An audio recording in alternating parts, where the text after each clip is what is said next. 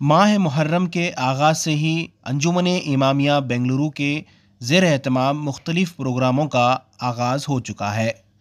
عزاداری، مرثیہ نگاری اور ماتمی اجلاس منعقد ہوں گے۔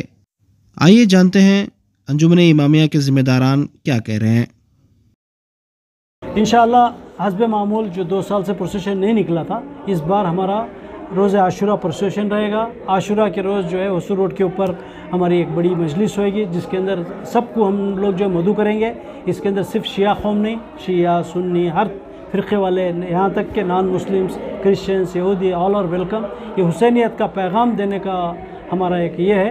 9 محرم کی شام میں جو ہے 9 بجے کے بعد جو ہے ہمارا یہ سلسلہ جاری رہے گا، اور جو ہے شہادت روز عاشورہ جو ہے ایک پروسیشن نکلے گا۔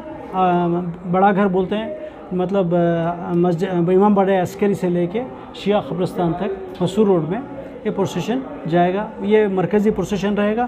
سارے بنگلور کے لوگ جو ہے اس پروسیشن میں حاضری دیں گے انشاءاللہ۔ کوئی محدود نہیں ہے، ظاہراً دیکھنے کو ایک صحرا تھا، اور کوفہ، شام اور مکہ، مدینہ، ظاہراً دیکھنے میں ان 4-5 شہروں کی اور ان کے باشندوں کی ایک ظاہری لڑائی تھی، دیکھنے میں دیکھنے والے یہ سمجھتے، لیکن حقیقت میں ایسا نہیں تھا۔